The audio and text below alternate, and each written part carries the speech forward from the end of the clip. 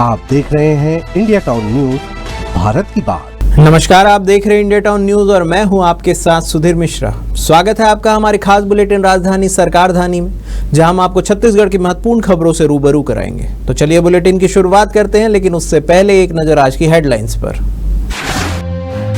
मंत्री केदार कश्यप और अरविंद नेताम को चुनौती, दीपक बैज का बयान, मुझ पर लगाए आरोप साबित करके दिखाएं, बस्तर की जनता से माफी मांगे। IIM में साय सरकार का चिंतन शिविर शुरू, मंत्री साझा करेंगे 1.5 साल के काम का अनुभव, प्रसिद्ध विषय विशेषज्ञ अपना व्याख्यान देंगे। अब गौधाम होगा प्रदेश की गौशालाओं का नाम, CM साय ने की घोषणा, गुरुकुल भवन के लिए 20 लाख रुपए की भी स्वीकृति। शमशान तक में अवैध प्लॉटिंग, बिलासपुर में चला बुलडोजर, रामानुगंज में प्रशासनिक अमले पर अतिक्रमणकारियों का हमला। केंद्रीय गृह मंत्री अमित शाह का छत्तीसगढ़ दौरा तय, सुरक्षा बल के जवानों से करेंगे मुलाकात, जवानों का बढ़ाएंगे हौसला। अब खबरें विस्तार से। छत्तीसगढ़ सरकार के कैबिनेट मंत्री केदार कश्यप और पूर्व कांग्रेस नेता अरविंद नेताम को चुनौती दी गई है। यह चुनौती प्रदेश कांग्रेस अध्यक्ष दीपक बैज ने दी है।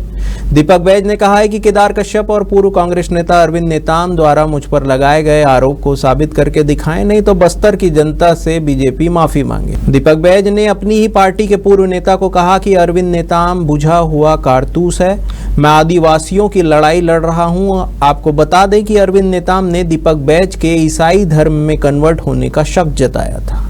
वहीं मंत्री केदार कश्यप ने भी दीपक बैज को मतांतरित बताया था। इसी बात को लेकर दीपक बैज ने दोनों नेताओं को साबित करने की चुनौती दी है।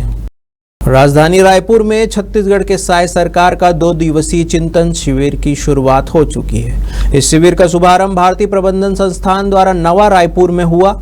इस विशेष शिविर में देश के कई प्रसिद्ध विषय विशेषज्ञ अपना व्याख्यान देंगे। शिविर में मंत्रियों के बीच जिन विषयों पर चर्चा होगी उनमें परिवर्तनकारी नेतृत्व व दूरदर्शी शासन, सुशासन से निर्वाचन तक, समावेशी डिजिटल व्यवस्था और सांस्कृतिक सुशासन व राष्ट्र निर्माण जैसे विषय शामिल होंगे। इसके साथ ही सरकार के मंत्री पिछले 1.5 साल के अपने कामकाज का अनुभव भी साझा करेंगे। मुख्यमंत्री विष्णुदेव साय अभनपुर विकास खंड के सोनपैरी गांव में आयोजित कबीर जयंती महोत्सव और गौ ग्राम जन जागरण यात्रा के समापन समारोह में शामिल हुए। उन्होंने उपस्थित जनसमूह को कबीर जयंती की शुभकामनाएं दी और इस अवसर पर मुख्यमंत्री साय ने गुरुकुल भवन के लिए 20 लाख रुपए, प्रदेश में गौशाला का नाम गौधाम करने और सोनपैरी स्कूल में बाउंड्री वॉल निर्माण की घोषणाएं की। मुख्यमंत्री साय ने अपने संबोधन में संत कबीर के मानवतावादी विचारों को आज के समय में भी प्रासंगिक बताया और गौ सेवा व सामाजिक एकता पर बल दिया। उन्होंने गौग्राम जनजागरण रैली में शामिल गौशालाओं के प्रतिनिधियों को शुभकामनाएं दी और कहा कि यह एक अत्यंत सार्थक प्रयास है। साय ने कहा कि गौ अभयारण्य की स्थापना के लिए भूमि चिन्हित की जा रही है। बिलासपुर में अवैध प्लॉटिंग और अवैध निर्माण को लेकर नगर निगम का बुलडोजर एक्शन जारी है। अवैध प्लॉटिंग और अवैध निर्माण के करने वाले निगम के निशाने पर है। इसी कड़ी में नगर निगम ने सकरी क्षेत्र में बड़ी कार्रवाई करते हुए अवैध प्लॉटिंग और अवैध निर्माण पर बुलडोजर चलाया। इस दौरान करीब 15 से ज्यादा अवैध निर्माणों को तोड़ा गया और निर्माणाधीन मकानों का काम बंद कराया गया। इस कार्रवाई में नगर निगम के अतिक्रमण दस्ते ने सरिया, रेत, गिट्टी सहित अन्य बिल्डिंग मटेरियल भी जब्त किया। क्षेत्र में करीब 18 एकड़ जमीन पर अवैध प्लॉटिंग कर निर्माण किया जा रहा था। यहाँ बिजली, पानी, सड़क जैसी मूलभूत सुविधाएं भी नहीं है। शमशान की भूमि तक में यहाँ अवैध प्लॉटिंग कर लिया गया था। निगम अधिकारियों की माने तो जब क्षेत्र पंचायत में शामिल था तब से यहाँ बड़े पैमाने पर अवैध प्लॉटिंग कर लिया गया है। केंद्रीय गृह मंत्री अमित शाह जून माह के अंतिम दिनों में छत्तीसगढ़ के दौरे पर आएंगे। अपने प्रवास के दौरान अमित शाह नक्सल ऑपरेशन में शामिल जवानों से मुलाकात भी करेंगे। नक्सल मोर्चे पर सुरक्षा बलों को मिली कामयाबी के बाद केंद्रीय गृह मंत्री का छत्तीसगढ़ दौरा होने जा रहा है। नक्सल मोर्चे पर मिली कामयाबी के बाद केंद्रीय गृह मंत्री ने अधिकारियों का दिल्ली में सम्मान किया था। अब छत्तीसगढ़ आकर सुरक्षा बलों के जवानों से मुलाकात कर उनका हौसला बढ़ाएंगे। मुख्यमंत्री विष्णुदेव साय ने समाज सेवी और पूर्व केंद्रीय मंत्री अरविंद नेताम से सौजन्य मुलाकात की। नेताम को हाल ही में संघ मुख्यालय के प्रतिष्ठित आयोजन में मुख्य अतिथि के रूप में आमंत्रित किया गया, जिसे मुख्यमंत्री ने प्रदेश के लिए गौरव की बात बताया। मुख्यमंत्री साय ने कहा कि ऐसे आयोजन समाजों को और अधिक नजदीक लाने में सहायक होते हैं और जन जागरूकता के साथ साथ सामाजिक एकता को भी प्रोत्साहित करते हैं। उन्होंने कहा है कि नेताम ने अपने उद्बोधन में मतांतरण, विकास, पर्यावरण आदि जैसे जन सरोकारों से जुड़े महत्वपूर्ण विषयों पर विस्तार से विमर्श किया, जो समाज के लिए अत्यंत लाभकारी है। इस अवसर पर डॉक्टर प्रीति नेताम और समाज के युवा नेता विनोद नागवंशी भी उपस्थित थे। वक्त हो चला है एक ब्रेक का, बने रहिए इंडिया टाउन न्यूज के साथ। अब खबर आपकी उंगलियों पर, हर खबर पर हमारा नजरिया। इंडिया टाउन न्यूज, भारत की बात। ब्रेक के बाद आपका स्वागत है।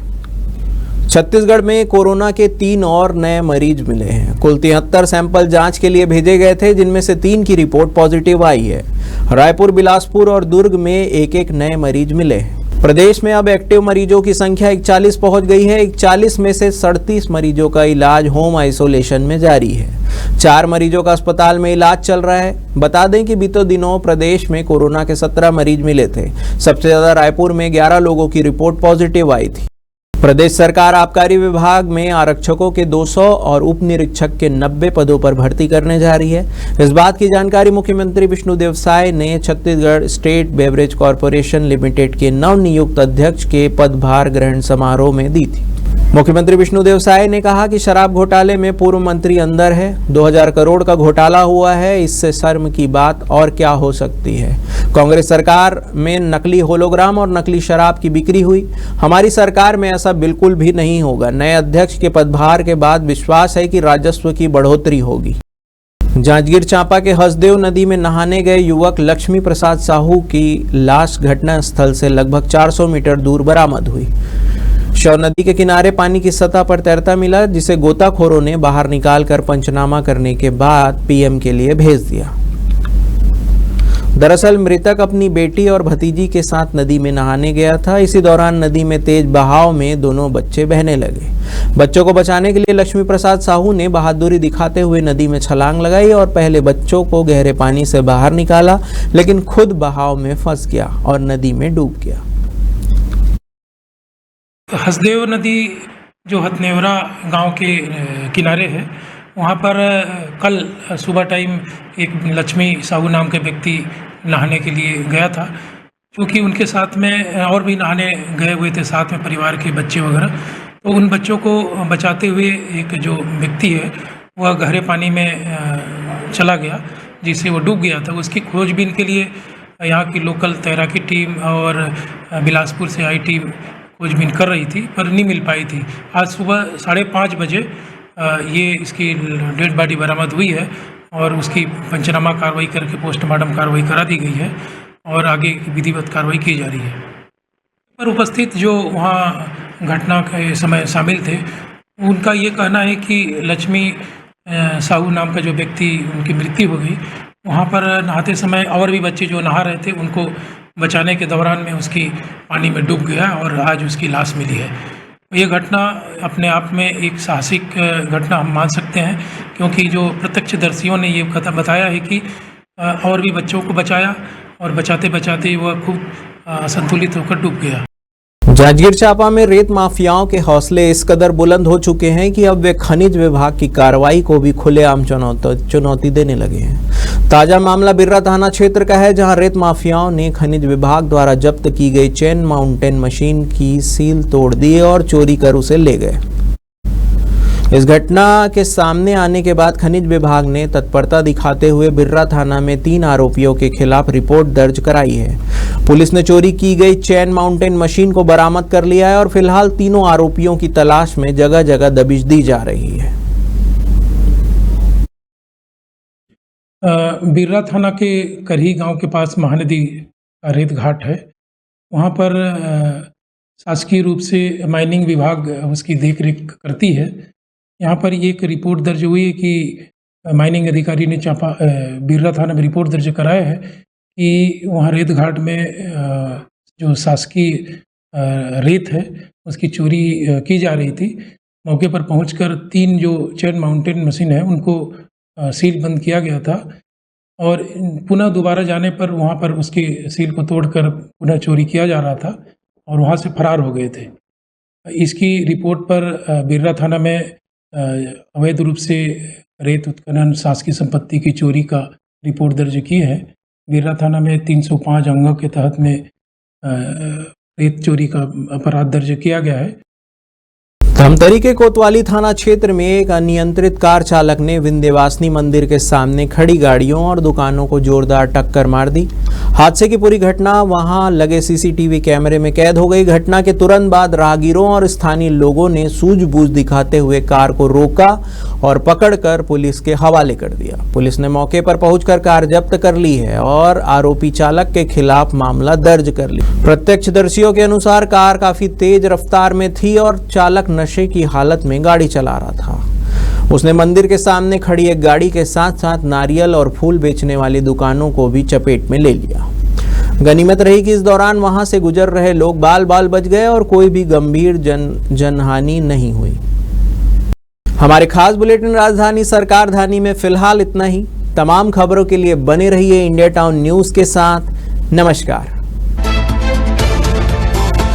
आप देख रहे हैं इंडिया टाउन न्यूज, भारत की बात।